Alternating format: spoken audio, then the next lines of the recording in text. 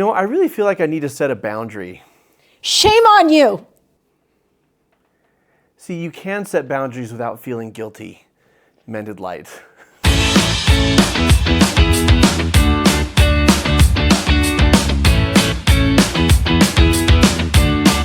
I think most people... And I'm going to meet your boundary with a ton of shame and judgment and accusation. Well, that's what I asked you to do, so well done.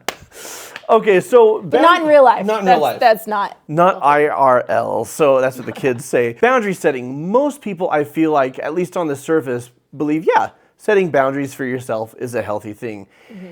And yet, it comes with a lot of guilt and shame. People feel bad when they have to draw a line. Why do you think that is? Well, it meets people-pleasing behavior. Yeah. Like, this is something that I could talk about for so long, and sometimes I do on YouTube. Because on the surface, you don't seem to wrestle with this. On the surface, you're very assertive, and you speak up for yourself. Yeah. But I know that you're just like anybody else. Sometimes it feels awkward.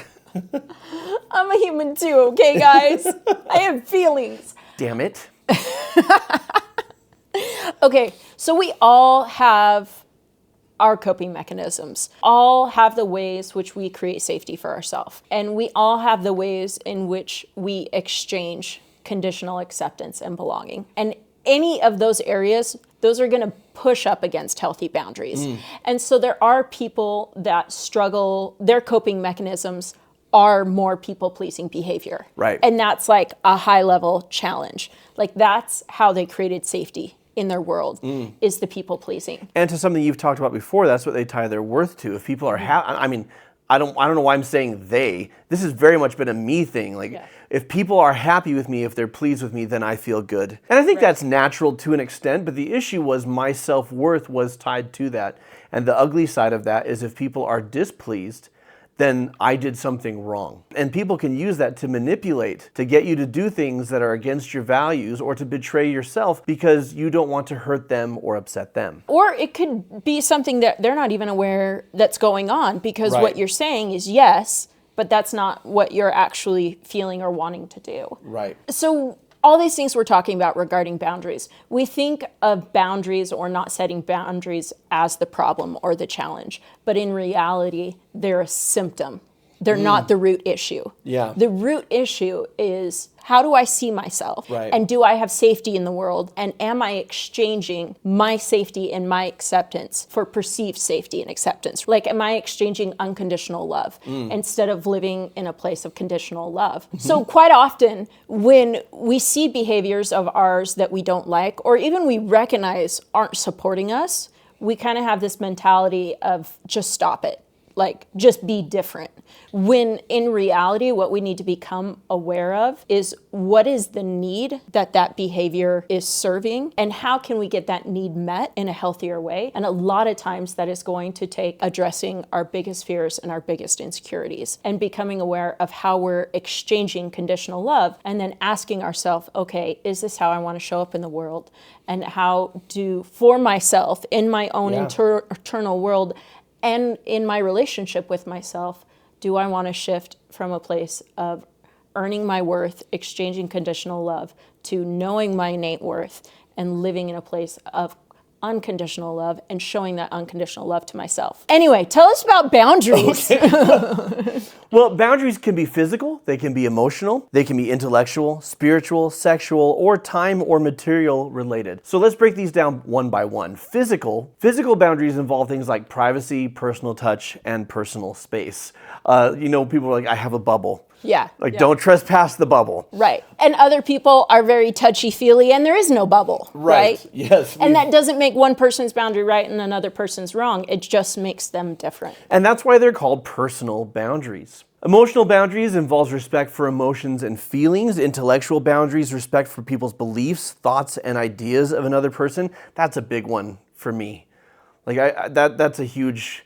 People trespass that boundary and say your views or beliefs are wrong and you're an idiot, and they treat anybody like that because they disagree. I don't like those people in my life, unless they're paying me to fix them. Sorry. No, that was a joke. They're paying me to help them fix the behavior so they can have better relationships and a happier life, not fix them. That's what I was going to say. But the behavior does need some fixing.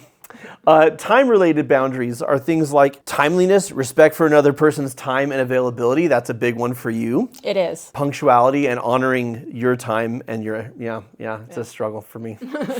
Material boundaries look like respecting personal property, particularly when it comes to giving and lending. Spiritual boundaries, just respecting someone's personal beliefs and spiritual journey. And sexual boundaries, comfort with sexual touch and consent from another person or with another person. So these are the different areas we can create boundaries in. Right. And even listening to those, you probably went like, oh, that one's important to me. That one's important to me. Yeah. Oh, that one's not a big deal. I don't really care. Right. Like, it may sound quirky, but I do not lend things unless I'm okay with them getting broken or damaged, because I'm very particular about how I take care of myself. Yeah. And so if me lending something is going to put me at risk of having unkind feelings towards someone because they didn't take care of it the way I would take care of it, then I'm not going to lend it. Or I'm going to have the level of trust that I'm like, oh, I know they will take care of this the way that I would take care of it. And this is something I really appreciate about you, because it's also about the relationship. I care about you too much to lend you this. Because if something happens to it, I'm going to have bad feelings towards you, and I don't want that. But here's where you can go buy it. Yeah. So this is a weird example. There was an art project. So I homeschool our children, and there was an art project at this group co-op, this homeschool group we are a part of. Yeah. And I had brought my iron to do this art project, and I was the one using the iron, and it wasn't a big deal, and it involved crayons and wax and stuff like that. And then a few weeks later, someone was like, oh, well, you have an iron, like, can you bring it? We're going to do the same activity. Yeah. And I was like, let me get back to you on that. And they just looked at me weird. And I'm like, I'm not going to lend you my iron, because if you break it or damage it, like, I'm genuinely going to be upset. It's respect for the other person, honestly. You know, it is. And so just knowing yourself, knowing your relationship with them, and knowing what's within your bandwidth, right? And that's not saying there's a right or a wrong thing, but I remember how oddly she looked at me.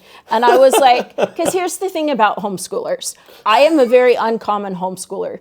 They are chaotic. They make messes. They kind of They tend to be free spirits. Like, They homeschool do. people tend to be free spirits. Like, it's okay. And there's it's all part of the process. There's nothing wrong with that. But Yeah. I am far more structured. And it's like, I know you well enough, and I love you as a person, and I Right. respect that our values, these aren't moral values, but our values of what is important to us is different. Yeah. And I'm not going to project my values onto you, and I'm not going to expect you to live up to them.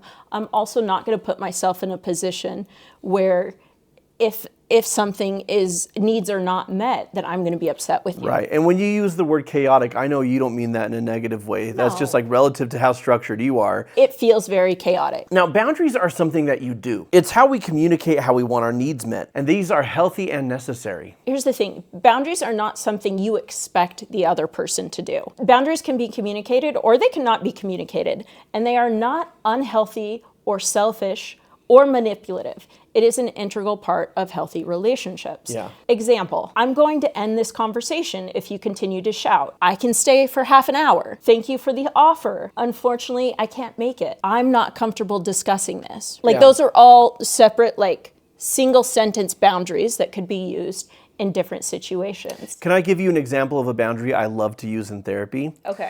Sometimes at the end of a therapy session, people drop a bombshell, a big revelation, or something they've been carrying for a long time. They're like, it took me 40 minutes to get here. Yeah, and you're like, our session's almost over. We got 10 minutes left, Yeah. but it took them 40 minutes just to get it out, because and in the past, I would say, well, I can't just say that's our time. That's harsh and rude. So I'm just going to work with them on this.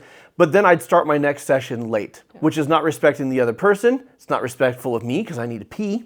But I also want to be there for the person who just took this major step. And the boundary line that I draw is, listen, this is huge. This level of vulnerability and realness is amazing, and I'm so grateful for it. I want to make sure that we give this the time it deserves. And right now, we don't have the time it deserves. So can we pick up right from here at the beginning of our next session and really dive deep? And people are never offended. So another story to kind of go along with that. Because Yeah. we can communicate boundaries in a way that's supportive and respectful of ourselves, and supportive and respectful of the other person. Now, if you not having boundaries feeds into unhealthy dynamics that other people want to keep going, you're going to get some pushback. That is going to happen. Those are the relationships where boundaries need to be put in place the most, right? So there's a difference between setting a boundary that meets a need with a person who's actively wanting to build a healthy relationship with you. And there's a difference between communicating a boundary that meets a need with someone that doesn't want you to have boundaries. And in that situation, there's going to be more pushback and there's going to be more discomfort. But I was having a conversation with a family member and she was talking to her therapist, and the therapist had given her an assignment to tell 5 people no over the next 2 weeks. And this family member, chronic people pleaser, right? And she sees in her adulthood, like, of course, I'm a people pleaser. That's how I created belonging in my childhood with my family. This is how I created space for myself. And she could see how it's affecting her life as an adult and all these things. It doesn't change the fact that that's the way her brain is wired in the moment. That's how she shows up. And so she ends up saying yes to a lot of things and putting her in a place of overwhelm that's not supportive. And the other person that's asking quite often doesn't even know. So she's telling me about this assignment that she got from her therapist. And she's like, I don't know if I can do this. And, so we're talking about it. And I was like, here's some ideas. My challenge often is not in setting boundaries. My challenge is often being tactful when I'm communicating, because my personality type is very direct and very to the point, and that can seem harsh and blunt to other personality types. Right. And so I said to her, here's an example of 2 sentences, very similar, but used in different situations. So someone asks you to do something and you say, let me get back to you on that. I'm not sure I have the bandwidth for that right now, or I'm not sure I have the bandwidth for that today. And you don't say that when you actually mean no. You do say it when you're like, you genuinely are, I'm not sure, and then you get back to them. Or if in the moment, if you do know it's not a fit, you say, thank you for asking. I don't have the bandwidth for that right now in my life. And anybody will hear that and be like, oh, I totally get that. Like, anyone that's in the place of a healthy relationship will be like, I totally get that. I love the way you said that. Thank you for sharing that. In fact, some people feel very empowered when you say that to them. They're like, oh, can we do that? Right. Are we allowed to do this? Well, I could do this to other people. I wasn't aware that was something a person could do.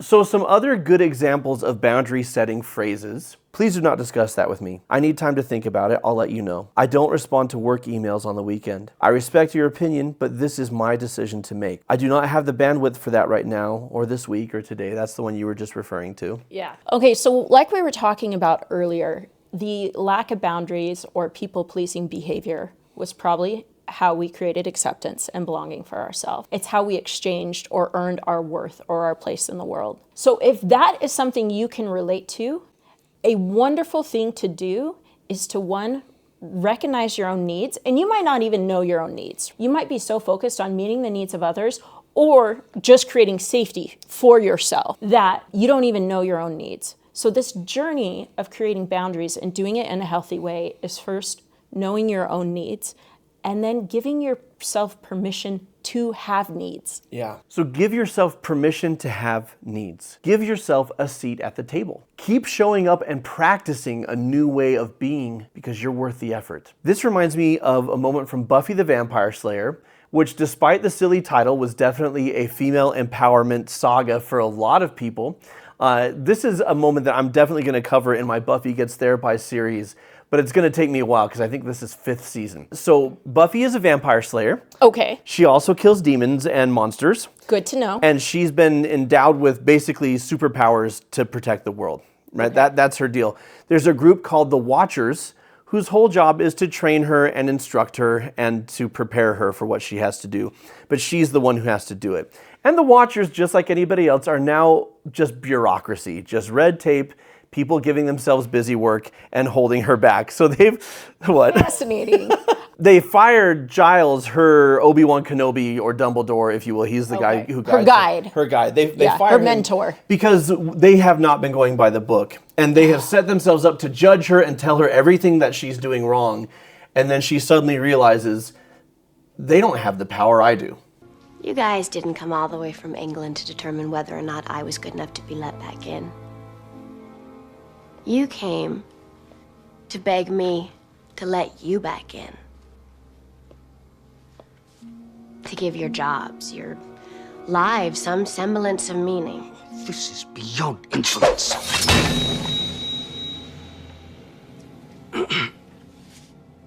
I'm fairly certain I said no interruptions. This is boundary setting. Excellent.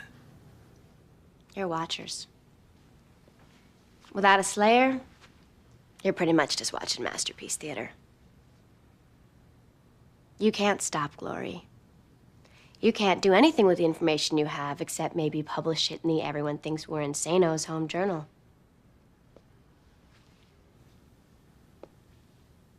So here's how it's gonna work. You're gonna tell me everything you know, and you're gonna go away. You'll contact me if and when you have any further information about Glory. The magic shop will remain open. Mr. Giles will stay here as my official watcher, reinstated at full salary. Retroactive. To be paid retroactively from the month he was fired. I will continue my work with the help of my friends. I don't want a sword thrown at me, but civilians, we're talking about children. We're talking about 2 very powerful witches and a 1,000-year-old ex-demon. Willow's a demon? The boy? No power there. The boy's clocked more field time than all of you combined. He's part of the unit. That's why they speak. 5 o'clock field time. Now, you all may be very good at your jobs. The only way we're gonna find out is if you work with me. You can all take your time thinking about that. But I want an answer right now from Quentin. Because I think he's understanding me. See, you remind me of Buffy. I think you could kill vampires and stand up to 2 bureaucracies run by white men. Oh, for sure. Are acceptable. You know, the reason I'm a fan of this is because earlier she was engaged in people pleasing. I have to prove myself to them. I have to win their acceptance and approval.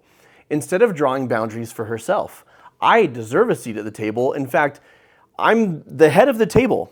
Like, you're all here to help me in my mission, not the other way around. It's not ego. It's just recognition of worth and standing up for it and drawing that line. You may have to throw a sword. If you do, don't tell the police that Mended Light sent you. You didn't hear it from us. Well, and for so long, I unconsciously operated under the perspective of life was an either or. Either other people's needs get met or my needs get met. Yeah. And that's not true. That's an incongruent belief. It's incongruent with who I am, and it's incongruent with who everyone else is. There is always an and in a relationship. And it might look like having less of a relationship than you would like to have. And that's where the boundaries come in of what does a healthy version of this relationship look like, and what boundaries are needed to go along with that healthy version of the relationship. And so be patient with yourself as you learn that there's other possibilities than you thought there was previously. Have grace and compassion as you give yourself a seat at the table. Become aware of what were your belief systems and your thought patterns that went along with those behaviors. And were those belief systems and thought patterns supporting you and serving you? And if they weren't, that's okay, right? Yeah. They came from a very real place, and you were trying to get your needs met in the best possible way that you knew. Now, a big component of drawing boundaries without guilt is recognizing your worth. And when you're talking about your needs matter, my needs matter, when you see your own worth and you also see it in others, it's easy to both draw boundaries and respect those of other people. Yeah. So we've got a whole video on how you do that called Finding Your Worth. The link for that is in the description below. And then you could also click somewhere here on the screen to watch that video. What helps you to draw boundaries without feeling guilty? And what thoughts do you have about our thoughts? We'd love to learn from you. Until next time, folks, keep shining. We need your light.